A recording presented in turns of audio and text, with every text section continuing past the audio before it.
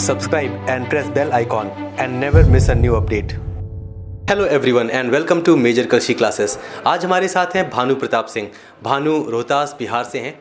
Bhanu major Kalshi classes के student हैं और इन्होंने अभी जो रिसेंटली एग्ज़ाम्स हुए एयरफोर्स और नेवी के, दोनों में ही सिलेक्शन पाया है। हम भानु से बातें करेंगे, कुछ जानेंगे उनके एक्सपीरियंसेस के बारे में। भानु, सबसे पहले आपको बहुत सारा कॉन्ग्रेचुलेशंस। Thank you sir. आपने एयरफोर्स का भी एग्ज़ाम क्लियर किया है, नेवी का भी एग्ज़ाम क्लियर किया है। तो हम सबसे पहले आपके बारे में कुछ जानेंगे, बैकग्राउंड के बारे में, और फिर हम एग्ज़ाम्स के ऊपर आएंगे। तो मैं चाहूँगा कि आप थोड़ा डिटेल्स बताइए अपने बारे में। आप कहाँ से हैं, स्कूलिंग कहाँ से की आपने, आपको मेजर कलशी क्लासेस के बारे में कहाँ से पता चला, क्यों ज्वाइन किया आपने मेजर कलशी क्लासेस, थोड़ा कुछ बैकग्राउंड पे लाइट डालिए। पकड़ लीजिए इसको। हेलो फ्रेंड्स, मैं भानु प्रताप सिंह हूँ और मैं बिहार का निवासी हूँ। मैंने हाई स्कूल एग्ज़ाम 2016 में पास किया था और 418 मार्क्स 83.6% गेट किया था। और इंटर का एग्ज़ाम मैंने 2018 में रिसेंटली ही पास किया है और इसमें 72.6% मुझे प्राप्त हुआ है। मैं जब बचपन में एयरफोर्स और नेवी मैन को जब देखता था तो अंदर से जुनून पैदा होता था। लगता था कि नहीं, मुझे भी इसमें ज्वाइन होना है। और कोई अगर मुझसे एम भी पूछता था तो मैं यही बताता था कि मुझे आर्म्ड फोर्सेस ज्वाइन करना है।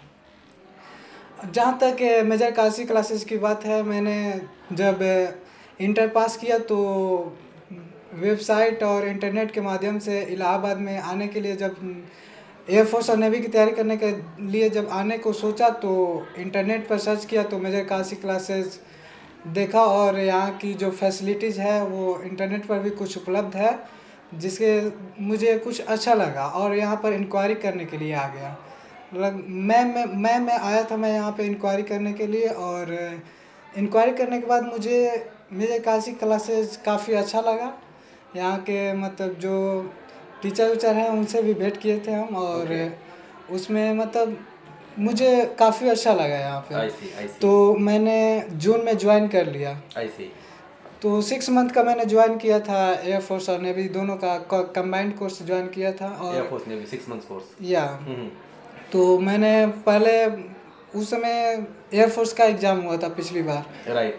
हाँ, तो उसमें मैंने वो भी एग्ज़ाम दिया था, लेकिन प्रिपरेशन 2 महीने का था मेरा। जून में ज्वाइन किया, जून में ज्वाइन किया था और सितंबर में एग्ज़ाम था मेरा। तो उसमें भी मेरा मार्क्स था, लेकिन फिजिक्स में कम आ गया था। तो उसमें मैं डिसक्वालीफाई हो गया। लेकिन फ़िलहाल में जो एयरफोर्स और नेवी का एग्ज़ाम हुआ था, इसमें मेरा प्रिपरेशन काफ़ी अच्छा था। इस बार कितना स्कोर किया आपने एक्स ग्रुप में? एक्स ग्रुप में मेरा 46.25 है।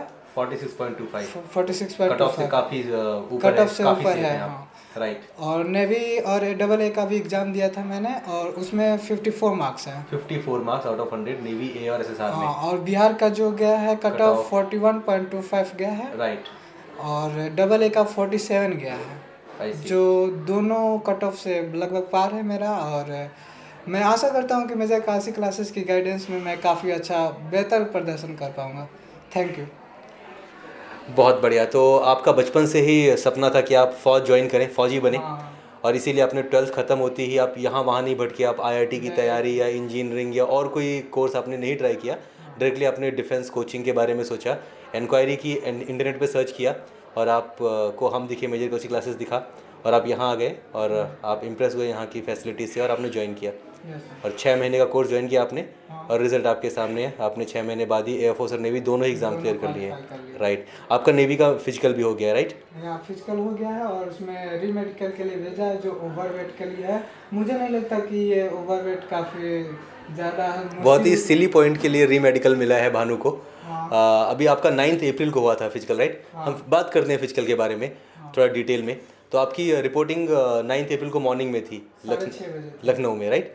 थोड़ा डिटेल में बताइए वहाँ पे क्या क्या हुआ एग्जैक्टली, रेस के बारे में और जो भी हुए, पुशअप्स वगैरह, और मेडिकल में क्या क्या टेस्ट हुए, जो आपका प्रिलिमिनरी मेडिकल हुआ, थोड़ा डिटेल में बताइए उसके बारे में। मेरा रिपोर्टिंग टाइम 6:30 था, और उसमें लगभग 5:30 से एंट्री चालू कर दिया।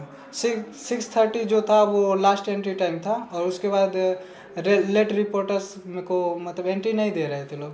उसके बाद डॉक्यूमेंट को वेरीफाई किए और वहाँ पे रजिस्टर्ड किए, हम लोग को अटेंडेंस बनाए। उसके बाद फिजिकल में उतार दिया हम लोग को। 30 का बैच फिजिकल रनिंग के लिए चूज किए और रनिंग के बाद ज़्यादा टाइम नहीं दिए ये लोग और पुशअप के लिए तैयार रेडी कर दिए। राइट। तो पुशअप करने के बाद तुरंत स्क्वाट अप्स भी करा लिए। उसके बाद हम लोग को मेडिकल के लिए अलग ग्रुप बना दिए। कब तक खत्म हो गया फिजिकल पूरा, रेस और स्क्वाट्स वगैरह? फिजिकल मतलब हम लोग का जो फिजिकल था वो लगभग मेरा तीसरा बैच था और उसमें लगभग 10-11 बजे ख़त्म हो गया। लेकिन और भी जो लड़के थे उनका लगभग 2-3 बजे ख़त्म हो गया था। और मेडिकल मतलब हम लोग का मेडिकल पहले से स्टार्ट कर दिया, जिसका फिजिकल हो जा रहा था उसका मेडिकल स्टार्ट कर दिया। तो उसमें हार्ट बीट चेकअप कर रहा था, ब्लड प्रेशर चेकअप कर रहा था, हाइट और वेट तो नॉर्मली होता ही है उसमें। और विजन भी चेक किया था? विजन भी चेक किया था, कलर ब्राइटनेस ये सब। आई सी। तो उसमें क्वालिफाई मैं कर गया, डेंटल पॉइंट सब चेक किया वो लोग, उसमें क्वालिफाई हो गया। लेकिन लास्ट में जब 8 बजे से वो लोग मेडिकल रिपोर्ट बनाने लगे, सबका मेडिकल रिपोर्ट बनाने लगे और लगभग 12:30 बजे से मतलब रिजल्ट मेडिकल का तैयार कर लिए। ऐसे और उसके बाद रिजल्ट बांटने लगे और जिसका री मेडिकल था उसको फॉर्म भरवाए और फॉर्म भरवाने के बाद री मेडिकल के लिए उसमें अपना जो भी पॉइंट री मेडिकल के लिए था वो डाल दिए उसमें। और मेरा ओवरवेट का मैंने बताया कि ओवरवेट का है। कितनी हाइट है आपकी पता है आपको? 170 हाइट है। हाँ। और आपको बताएगा कि आइडियल वेट जो है 55 था आपकी एज को देखते हुए, राइट?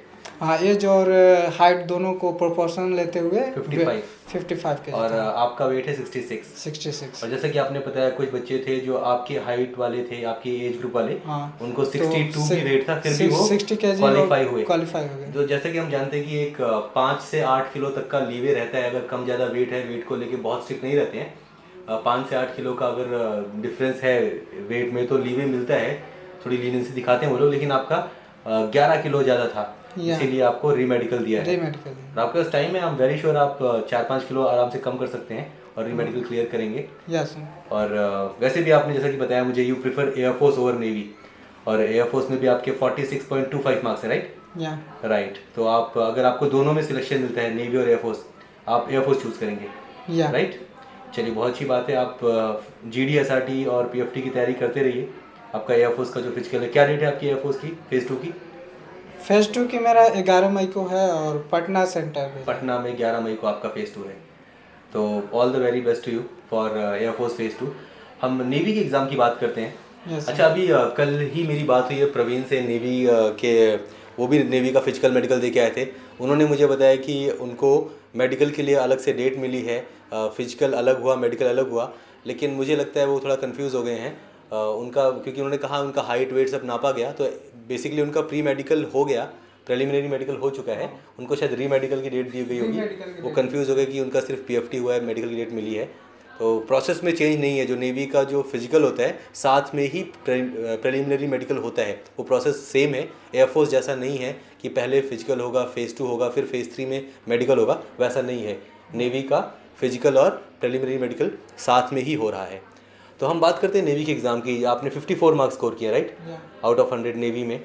तो नेवी का जो आपने एग्ज़ाम दिया इस बार, आपको मतलब कैसा लगता है? जो क्वेश्चन पेपर था, जो क्वेश्चंस थे, कैसे क्वेश्चंस थे? आपको बहुत इजी लगे, डिफ़िकल्ट लगे? क्या मतलब आपका क्या ओपिनियन है क्वेश्चंस के बारे में, एग्ज़ाम के बारे में?